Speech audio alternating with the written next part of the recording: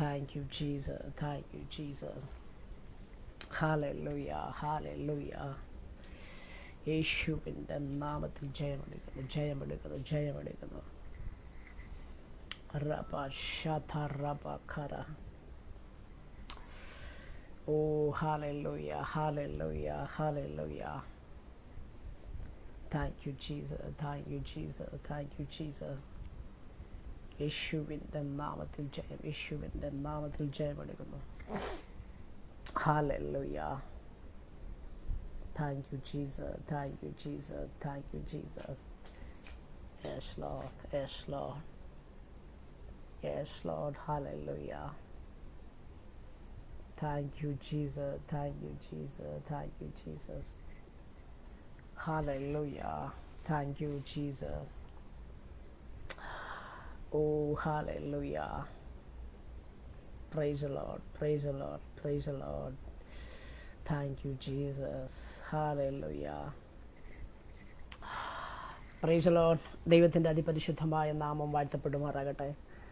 അനുഗ്രഹീതമായ നല്ല സന്ധ്യാസമയത്ത് റോസ് ഫാമിലി ഫേസ്ബുക്ക് പേജിലൂടെ എന്നെ ശ്രദ്ധിക്കുന്ന എല്ലാ ദൈവദാസന്മാർക്കും ദൈവമക്കൾക്കും എൻ്റെ സുഹൃത്തുക്കൾക്കും വേഗം വരുന്ന കർത്താവായ യേശു ക്രിസ്തുവിൻ്റെ നാമത്തിൽ നിസ്തുലമായ സ്നേഹവന്ദനത്തെ അറിയിക്കുകയാണ്.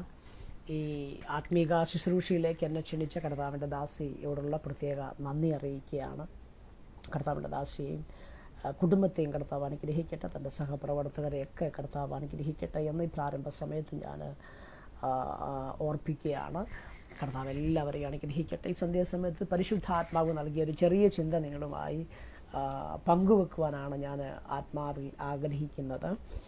അതിനാധാരം ഒരു വാക്യം വായിക്കാം. നെഹമ്യാവിൻ്റെ പുസ്തകം 2-ാം അധ്യായം അതിൻ്റെ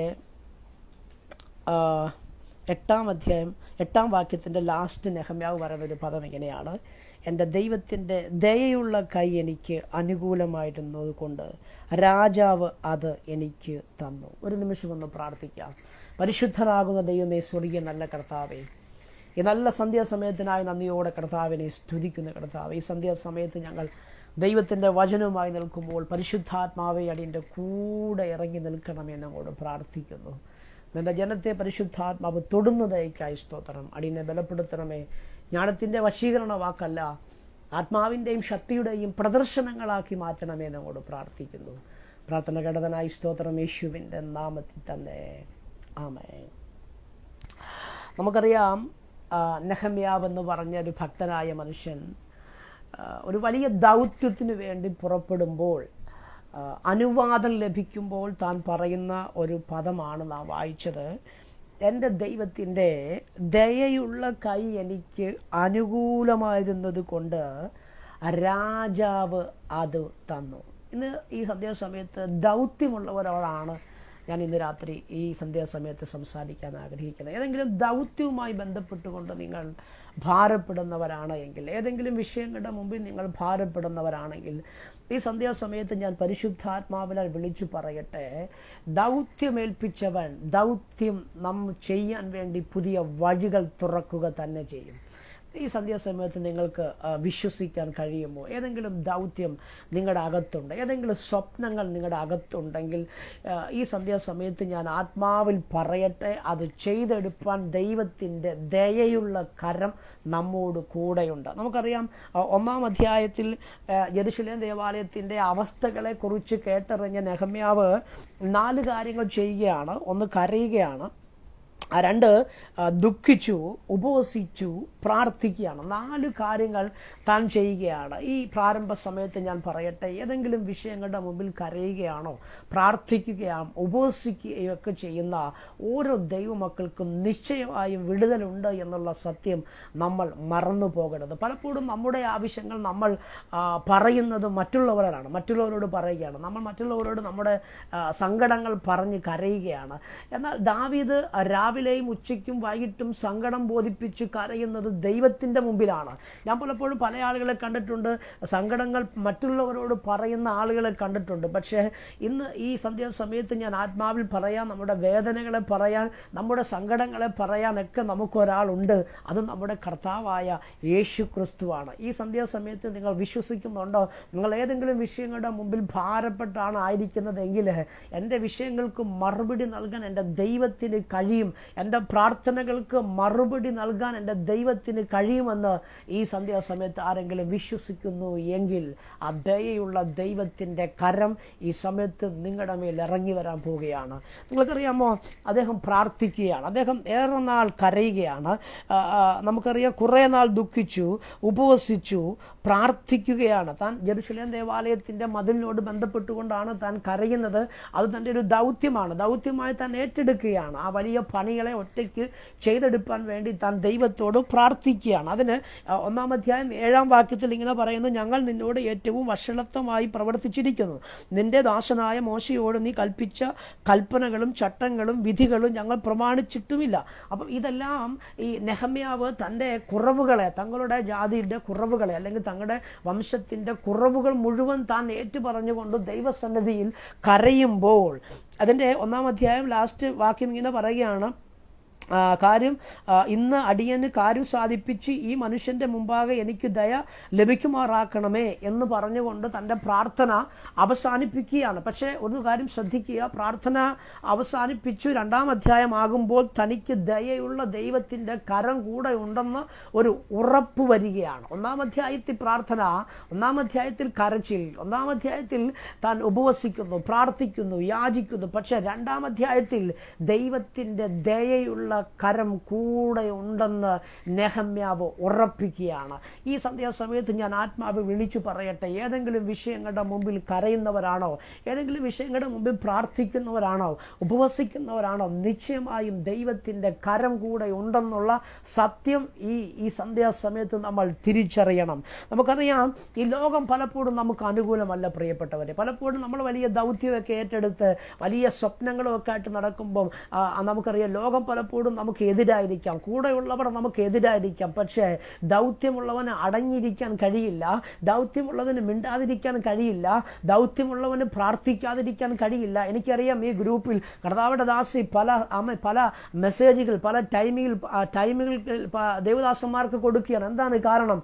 ദൗത്യം അകത്തുണ്ട്. സുവിശേഷ വേല എന്നുള്ള വലിയ ദൗത്യം തൻ്റെ അകത്തുള്ളത് കൊണ്ട് ആ വചനങ്ങളെ കേൾക്കാൻ, അനേകരിലേക്ക് ആ വചനങ്ങളെ എത്തിക്കാനുള്ള ആഗ്രഹത്താൽ ദാസി ആ ദൗത്യത്തെ ഏറ്റെടുക്കുകയാണെന്ന് പറഞ്ഞതുപോലെ ഒരു വലിയ ദൗത്യം നമ്മുടെ മുമ്പിലുണ്ട്. ഒരു കാര്യം തിരിച്ചറിയുക, ദയയുള്ള കരവും നമ്മോട് കൂടെയുണ്ട്. ഈ സന്ധ്യാസമയത്ത് ഉറപ്പിക്കാൻ പറ്റുമോ? ദൈവത്തിൻ്റെ ദയയുള്ള കൈ എനിക്ക് അനുകൂലമാണെന്ന് ഈ രാത്രി എത്ര പേർക്ക് പറയാൻ കഴിയും? താനങ്ങനെ ഒരു വലിയ ദൗത്യം ഏറ്റെടുത്ത് മുമ്പോട്ട് പോവുകയാണ്, ഒരു വലിയ ദൗത്യം ഏറ്റെടുത്ത് മുമ്പോട്ട് പോവുകയാണ്. നമുക്കറിയാം, അതിൻ്റെ ആ ദൗത്യം ഏറ്റെടുത്ത ധൈര്യപൂർവ്വം മുൻപോട്ട് പോകുന്ന നെഹമ്യാവിന് മുമ്പിൽ പല വഴികൾ കർത്താവ് തുറന്നു കൊടുക്കുകയാണ്. താൻ ഒരിക്കലും ഹൃദയത്തിൽ ആഗ്രഹിക്കാത്ത, താൻ ഒരിക്കലും ഹൃദയത്തിൽ ചിന്തിക്കാത്ത നിലയിലേക്ക് ആ മതിൽ പണിയാൻ വേണ്ടി പല കാര്യങ്ങൾ രാജാവ് ക്രമീകരിച്ചു കൊടുക്കുകയാണ്. തൻ്റെ ആവശ്യങ്ങൾ പറയുക മാത്രമല്ല, ചിലത് രാജാവ് അവന് തുറന്നു കൊടുത്തു എന്ന് നമുക്ക് മനസ്സിലാക്കാൻ കഴിയും. 2-ാം അധ്യായം അതിൻ്റെ 18-ാം വാക്യം ഇങ്ങനെ പറയുകയാണ്: എൻ്റെ ദൈവത്തിൻ്റെ കൈ എനിക്ക് അനുകൂലമായിരുന്നതും രാജാവ് എന്നോട് കൽപ്പിച്ച വാക്കുകളും ഞാൻ അറിയിച്ചപ്പോൾ അവർ നാം എഴുന്നേറ്റ് പണിയുക എന്ന് പറഞ്ഞു. അങ്ങനെ അവർ ആ നല്ല പ്രവൃത്തിക്കായി അന്യോന്യം ധൈര്യപ്പെടുത്തി. അപ്പം പല ആളുകൾ അന്യോന്യം ധൈര്യപ്പെടുത്തുകയാണ്. അദ്ദേഹം ധൈര്യത്തോടെ യാത്ര പുറപ്പെട്ടു. തൻ്റെ ദൗത്യം മറ്റുള്ളവരുടേക്ക് പറഞ്ഞപ്പോൾ അന്യോന്യം അവർ ധൈര്യപ്പെടുത്തുകയാണ്. അങ്ങനെ അവർ ആ വലിയ വേലകൾക്ക് വേണ്ടി യാത്ര പുറപ്പെടുകയാണ്. എന്നെ കേൾക്കുന്ന പ്രിയപ്പെട്ടവരെ, ദൈവം ഏൽപ്പിച്ചിരിക്കുന്ന ദൗത്യങ്ങളിൽ ധൈര്യപൂർവ്വം മുൻപോട്ട് പോകുമ്പോൾ നമ്മുടെ ധൈര്യത്തെ ചോർത്തിക്കളയാൻ ശത്രുവായവൻ നമ്മുടെ അടുക്ക വരുമ്പോൾ ഒരു കാര്യം വിളിച്ചു പറയുക: കർത്താവിൻ്റെ ദയയുള്ള കൈ എനിക്ക് അനുകൂലമാണെന്ന് വിളിച്ചു പറയുക. എത്ര പേർക്ക് ഈ സന്ധ്യാസമയത്ത് പറയാൻ കഴിയും, കർത്താവിൻ്റെ ദയയുള്ള കരം എനിക്ക് അനുകൂലമാണെന്ന് പറയാൻ പറ്റും? ഇന്ന് രാത്രി നിങ്ങൾ എവിടെ ഇരുന്നാണ് ഈ മെസ്സേജ് കേൾക്കുന്നത്? പല രാജ്യങ്ങളിൽ, പല പട്ടണങ്ങളിൽ, പല ഗ്രാമങ്ങളിൽ ഇരുന്നു കൊണ്ട് ഈ സന്ദേശത്തെ കേൾക്കുമ്പോൾ ഒന്ന് ഇന്ന് രാത്രി നിങ്ങൾക്ക് ഉറപ്പിക്കാൻ പറ്റുമോ? ആ ദൈവത്തിൻ്റെ ദയയുള്ള കൈ എനിക്ക് അനുകൂലമാണെന്ന് ഇന്ന് സന്ധ്യയിൽ എത്ര പേർക്ക് പറയാൻ പറ്റും? ഹല്ലേലൂയ. അവർ അങ്ങനെ യാത്ര പുറപ്പെടുകയാണ്. വലിയ ദൗത്യത്തെ ഏറ്റെടുത്ത് അവർ യാത്ര പുറപ്പെടുകയാണ്. ഞങ്ങൾ മതിൽ പണിയുന്നു എന്ന് സൻബല്ലത്ത് കേട്ടപ്പോൾ അവൻ കോപവും മഹാരോഷവും പൂണ്ട് യഹൂദന്മാരെ നിന്ദിച്ചു. എന്നെ കേൾക്കുന്ന പ്രിയപ്പെട്ടവരെ, നമ്മൾ ഒന്നും ചെയ്യാതെ അടങ്ങിയിരുന്നു കഴിഞ്ഞാൽ നമുക്കെതിരെ യാതൊരു പ്രശ്നവുമില്ല. എല്ലാവർക്കും ഒപ്പം നമ്മളും സഞ്ചരിച്ചു കഴിഞ്ഞാൽ നമുക്ക് വലിയ പ്രശ്നമൊന്നുമില്ല. പക്ഷേ നമ്മൾ ചിലത് ചെയ്യാൻ വേണ്ടി പുറപ്പെടുമ്പോൾ നമുക്ക് പ്രതികൂലങ്ങൾ ഉണ്ടാകും. വലിയ പ്രതിസന്ധികളെ നമ്മൾ അഭിമുഖീകരിക്കേണ്ടി വരും. പക്ഷേ ഇന്ന് ഈ രാത്രി നിങ്ങൾ ഉറപ്പിക്കുക, ദൗത്യമേൽപ്പിച്ചവൻ വിശ്വസ്തനാണ്. അവൻ പറയുക മാത്രമല്ല, അവൻ കൂടെ പോരുക കൂടെ ചെയ്യുന്ന ദൈവമാണ്. ഇന്ന് എത്ര പേർക്ക് അത് ഉറപ്പിക്കാൻ പറ്റും? പറയുക മാത്രമല്ല, എൻ്റെ കൂടെ ഉണ്ടെന്ന് ഇന്ന് എത്ര പേർക്ക് പറയാൻ പറ്റും? ഹല്ലേലൂയ. നിങ്ങൾക്കറിയാമോ? ഹല്ലേലൂയ. 6-ാം അധ്യായത്തിലേക്ക് വരുമ്പോൾ ആ ദൗത്യമുള്ളവൻ്റെ വേലയെ, അവരുടെ ധൈര്യത്തെ തടുത്തു കളയുന്ന ശക്തികളെ നമുക്ക് കാണാൻ കഴിയും. 6-ാം അധ്യായത്തിൻ്റെ 9-ാം വാക്യം, വേല നടക്കാതെ വണ്ണം അവരുടെ ധൈര്യം ക്ഷയിച്ചു പോകണമെന്ന് പറഞ്ഞ് അവരൊക്കെ ഞങ്ങളെ ഭയപ്പെടുത്തുവാൻ നോക്കി. ആകയാൽ ദൈവമേ ഞങ്ങളെ ധൈര്യപ്പെടുത്തണം. അപ്പം ധൈര്യപൂർവം ചിലത് പണിതെടുക്കാൻ വേണ്ടി യാത്ര പുറപ്പെട്ട നെഹമ്യാവും കൂടെയുള്ളവരുടെയും ധൈര്യത്തെ ചോർത്തിക്കളയുവാൻ ശത്രുവായവൻ പദ്ധതികളെ ഒരുക്കുകയാണ്. അതിൻ്റെ 11-ാം വാക്യം എനിക്ക് വളരെ ഇഷ്ടപ്പെട്ടൊരു വാക്യമാണ്. 11-ാം വാക്യം, അതിന് ഞാൻ എന്നെപ്പോലെയുള്ള ഒരാൾ ഓടിപ്പോകുമോ? എന്നെപ്പോലെയുള്ള ഒരുത്തൻ ജീവരക്ഷയ്ക്കായി മന്ദിരത്തിലേക്ക് പോകുമോ? ഞാൻ പോകുകയില്ല എന്ന് പറയുകയാണ്. ആ പ്രതിസന്ധികളുടെ മുൻപിൽ, ദൗത്യത്തിനെതിരായി വരുന്ന പ്രതിസന്ധികളുടെ മുമ്പിൽ ആ ഭക്തൻ പറയുകയാണ്, അതിന് ഞാൻ എന്നെപ്പോലെയുള്ള ഒരാൾ ഓടിപ്പോകുമോ? എന്നെപ്പോലെയുള്ള ഒരുത്തൻ ജീവരക്ഷയ്ക്കായി മന്ദിരത്തിലേക്ക് പോകുമോ? ഞാൻ പോകുകയില്ല എന്ന് പറയുകയാണ്. അപ്പം തൻ്റെ ദൗത്യത്തിനെതിരെ എന്നെ കേൾക്കുന്ന പ്രിയപ്പെട്ടവരെ, ഈ ലൈവിൽ എന്നെ കണ്ടുകൊണ്ടിരിക്കുന്ന എൻ്റെ സഹോദരങ്ങളെ, നമ്മുടെ ദൗത്യങ്ങൾക്കെതിരെ പലരും നമ്മുടെ നിൽക്കുമ്പോൾ, നമ്മുടെ ധൈര്യത്തെ ചോർത്തിക്കളയാൻ പലരും ശ്രമിക്കുമ്പോൾ, ഈ സന്ധ്യാസമയത്ത് ഈ രാത്രി നിങ്ങൾ ഉറപ്പിച്ചു പറയാൻ പറ്റുമോ? ദൈവത്തിൻ്റെ ദയയുള്ള കരം എന്നോട് കൂടെയുണ്ട്. വെറുതെയല്ല ഞാൻ ഇറങ്ങിയത്, എൻ്റെ പ്രാർത്ഥനാ മുറിയിൽ എൻ്റെ കൃപാവരങ്ങളെ ജ്വലിപ്പിച്ചിട്ടാണ് ഞാൻ ഇറങ്ങിയത്. എത്രയോ ദിവസത്തെ പ്രാർത്ഥനകൾ, എത്രയോ ദിവസത്തെ ഉപവാസങ്ങൾ, എത്രയോ ദിവസത്തെ വേദനകൾ, എത്രയോ ദിവസത്തെ ദൗത്യത്തെക്കുറിച്ചുള്ള സ്വപ്നങ്ങൾ, അതൊക്കെ കണ്ടാണ് ഞാൻ യാത്ര പുറപ്പെട്ടത്. പക്ഷേ എൻ്റെ ദൗത്യത്തെ തടഞ്ഞ് എൻ്റെ ധൈര്യത്തെ ഇല്ലാതാക്കാൻ ശ്രമിക്കുന്ന ആ മണ്ഡലത്തെ നോക്കി ഇന്ന് പറയാൻ പറ്റുമോ? എന്നെ പോലെ ഉള്ള ഒരാൾ ഭയപ്പെടുത്തില്ല എന്ന് പറയാൻ പറ്റുമോ? ഇന്ന് പകൽ എത്ര പേർക്ക് പറയാൻ പറ്റും?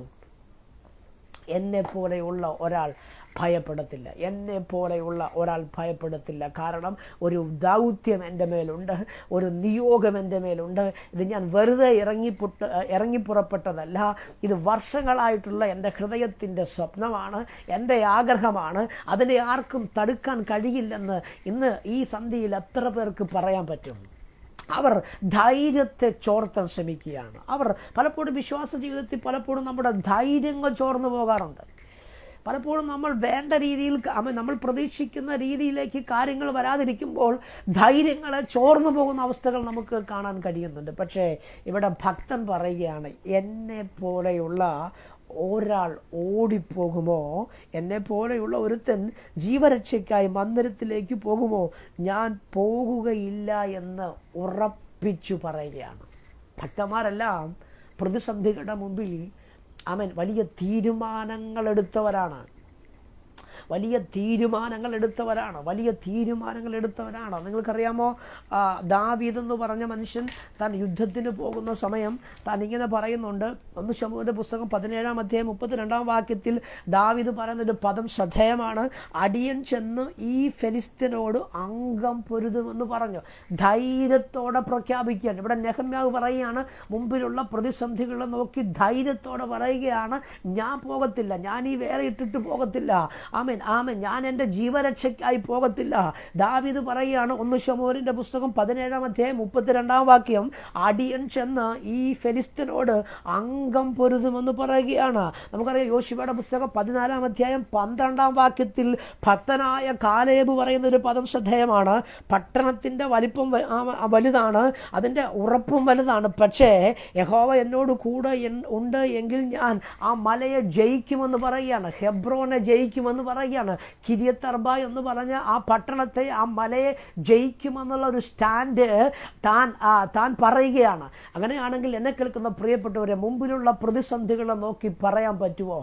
ഈ രാത്രി ഈ സന്ധ്യയിൽ പരിശുദ്ധാത്മാവിനോട് പറഞ്ഞൊരു ചിന്ത ഇങ്ങനെയാണ്: ധൈര്യത്തെ ചോർന്നു പോകുന്ന, ധൈര്യത്തെ ചോർത്തിക്കളയുന്ന പ്രതിസന്ധികളുടെ മേൽ ദൈവത്തിൻ്റെ കരം കൂടെയുണ്ട്, ദൈവത്തിൻ്റെ സാന്നിധ്യം കൂടെയുണ്ട്. പരിശുദ്ധാത്മാവിൻ്റെ ഒരു സാന്നിധ്യം എൻ്റെ കൂടെ ഉണ്ടെന്ന് ഉറപ്പിച്ച് മുൻപോട്ട് പോകാൻ, ഒരു കൂട്ടത്തെ ബലപ്പെടുത്താനാണ് പരിശുദ്ധാത്മാവ് എന്നോട് ഈ സന്ധ്യാസമയത്ത് എന്നോട് പറഞ്ഞത്. ആമേൻ. ദാവീദ് പറയുകയാണ്, അടിയൻ ചെന്ന് ഈ ഫെലിസ്ത്യനോട് അംഗം പൊരുതുമെന്ന് പറയുകയാണ്. കാലേബ് പറയുകയാണ്, ഈ പട്ടണത്തിൻ്റെ വലിപ്പം വലുതാണ്, അതിൻ്റെ ഉറപ്പ് വലുതാണ്, പക്ഷേ എനിക്കതിനെ ജയിക്കാൻ കഴിയും. കാരണം യഹോവ എന്നോട് കൂടെ ഉണ്ട് എങ്കിൽ ഞാൻ അവരെ ഓടിക്കുമെന്ന് പറയുകയാണ്. ദാനിയേലിന്റെ പുസ്തകം 6-ാം അധ്യായം 10-ാം വാക്യം, വിരോധരേഖ എഴുതിയെന്നറിഞ്ഞ ദാനിയേൽ മാളിക മുറിയിൽ കയറി പതിവ് പോലെ പ്രാർത്ഥിക്കുകയാണ്. പ്രതിസന്ധികളുടെ മുമ്പിൽ ഭക്തന്മാർ എങ്ങനെയാണ് അതിനെതിരെ പ്രതികരിച്ചത് എന്ന് നാം മനസ്സിലാക്കണം. നെഹമ്യാവ് പറയുകയാണ്, എന്നെപ്പോലെ ഉള്ള ഒരാൾ ഭയപ്പെട്ടു പോകത്തില്ല, എന്നെപ്പോലെ ഉള്ള ഒരാൾ പേടിച്ചു പോകത്തേയില്ല. ദാവീദ് പറയുകയാണ്, അടിയൻ ചെന്ന് ഈ ഫെലിസ്ത്യരോട് അംഗം പൊരുതുമെന്ന് പറയുകയാണ്.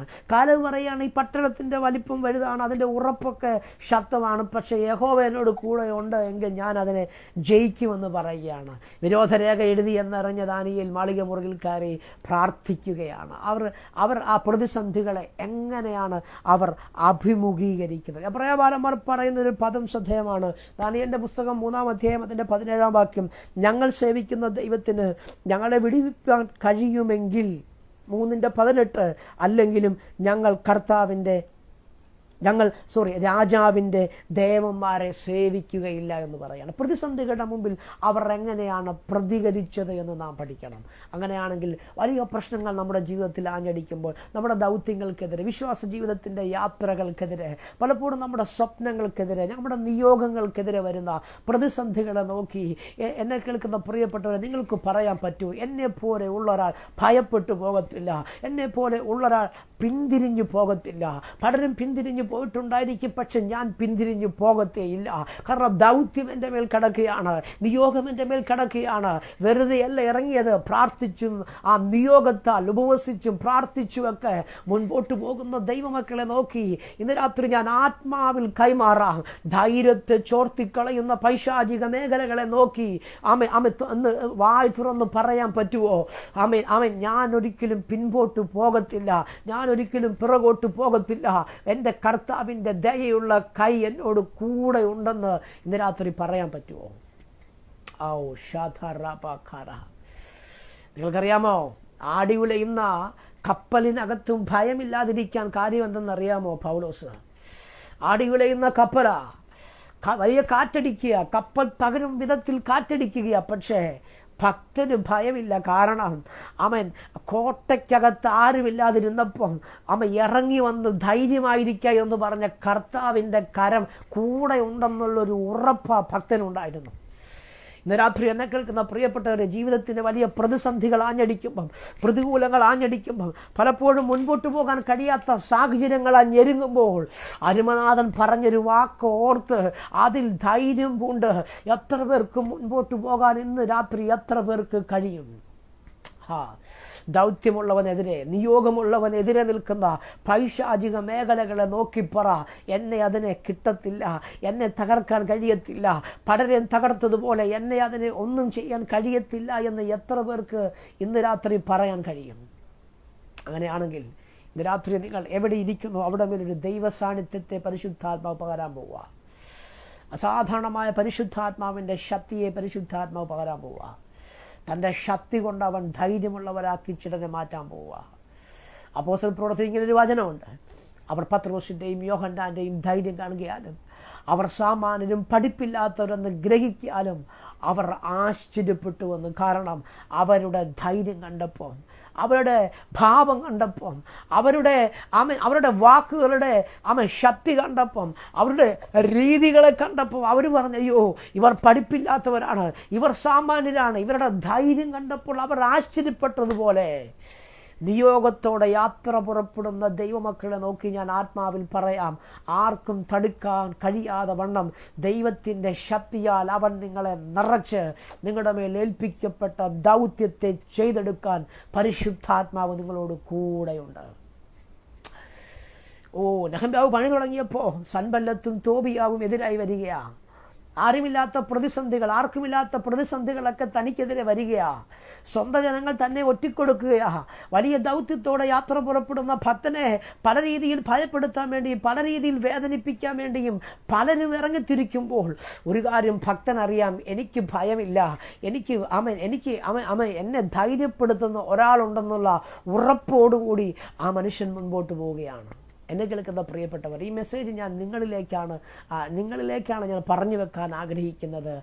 വലിയ ദൗത്യവുമായി പോകുന്ന സഹോദരങ്ങളെ, വലിയ സ്വപ്നങ്ങളുമായി പോകുന്ന സഹോദരങ്ങളെ, വലിയ ശുശ്രൂഷകളെ ആഗ്രഹിച്ച് മുൻപോട്ട് പോകുന്ന എൻ്റെ സഹോദരങ്ങളെ, ഇന്ന് രാത്രി ഞാൻ ആത്മാവിൽ പറയട്ടെ, നമുക്കതിന് വലിയ പ്രശ്നങ്ങൾ ഉണ്ടായേക്കാം, വലിയ പ്രതികൂലങ്ങൾ ഉണ്ടായേക്കാം, വലിയ പ്രതികൂലത്തിൻ്റെ കാറ്റടിച്ചേക്കാം. ആടി ഉലയുന്ന വിശ്വാസത്തിൻ്റെ പടകിലായിരിക്കാം നിങ്ങൾ യാത്ര ചെയ്യുന്നത്. പക്ഷേ ഒരു കാര്യം ഉറപ്പിച്ചോ, കോട്ടയ്ക്കകത്ത് വന്ന് ധൈര്യമായിരിക്കുക എന്ന് പറഞ്ഞ കർത്താവിൻ്റെ കരം കൂടെയുണ്ടെന്നുള്ളൊരു ഉറപ്പാണ് നമ്മുടെ ധൈര്യം എന്ന് പറയുന്നത്. യേശു കർത്താവ് ഒരിക്കൽ പറഞ്ഞു, ഞാൻ നിങ്ങളെ അനാഥരായി വിടത്തില്ല. കാര്യം എന്തെന്നറിയാമോ? പരിശുദ്ധാത്മാവിനെ നിങ്ങളുടെ മേൽ ഞാൻ പകരാൻ ആഗ്രഹിക്കുക. ഇന്ന് രാത്രി ഉറപ്പിക്കാൻ പറ്റുമോ? അനാഥനല്ല ഞാനെന്ന് ഇന്ന് രാത്രി എത്ര പേർക്ക് പറയാൻ പറ്റും? എൻ്റെ അകത്ത് പരിശുദ്ധാത്മാവിൻ്റെ ശക്തിയുണ്ട്. എൻ്റെ മേൽ കിടക്കുന്ന നിയോഗത്തെ ചെയ്തെടുക്കാനായി പരിശുദ്ധാത്മാവിൻ്റെ ശക്തി എന്നോട് കൂടെയുണ്ട് എന്ന് ഇന്ന് രാത്രി എത്ര പേർക്ക് ഉറപ്പിക്കാൻ പറ്റും? ഹല്ലേലൂയ. വലിയ പ്രശ്നങ്ങളുടെ മുമ്പിൽ തളർന്നു പോകല്ലേ. വലിയ പ്രതികൂലങ്ങളുടെ മുമ്പിൽ തളർന്നു പോകരുത്. ഇന്ന് രാത്രി ആത്മാവിനോട് പറയുന്നൊരു ചിന്ത ഇങ്ങനെയാണ്: പ്രതിസന്ധികളുടെ മുമ്പിൽ, പ്രതികൂലങ്ങളുടെ മുമ്പിൽ വലിയ ദൗത്യവുമായി പോകുമ്പോൾ അതിനെതിരെ നിൽക്കുന്ന പൈശാചിക മണ്ഡലങ്ങളെ നോക്കി ആത്മാവിൽ നിങ്ങൾ കൈമാറുക. എന്നെ പോലെയുള്ള ഒരാൾ ഭയപ്പെട്ടു പോകത്തില്ല, എന്നെ തോൽപ്പിക്കാൻ കഴിയത്തില്ല. കൽവറിയിൽ എനിക്ക് വേണ്ടി ജയിച്ച ഒരാളുണ്ട്, എനിക്ക് വേണ്ടി അവസാന തുള്ളി രക്തം വരെ ഊറ്റിത്തന്ന എന്നെ ജയാളിയാക്കിയ ക്രിസ്തു എൻ്റെ കൂടെയുണ്ട്. അവനാണ് എന്നെ ദൗത്യം ഏൽപ്പിച്ചത്. പുതിയ നിയമത്തിൻ്റെ ദൗത്യം എന്നെ ഏൽപ്പിച്ചത് അവനാണ്. ആമേൻ. അങ്ങനെയാണെങ്കിൽ ആ ദൗത്യം എൻ്റെ അകത്തുണ്ട്. അത് ചെയ്തെടുക്കാൻ വേണ്ടി ഞാൻ പുറപ്പെടുമ്പോൾ ആരെതിരായി വന്നാലും യേശു എന്നോട് കൂടെയുണ്ട്. ദൈവത്തിൻ്റെ പരിശുദ്ധാത്മാവാണ് എന്നെ നയിക്കുന്നത്, എന്നെ നിയന്ത്രിക്കുന്നത് എന്ന് ഇന്ന് രാത്രി എത്ര പേർക്ക് പറയാൻ പറ്റും?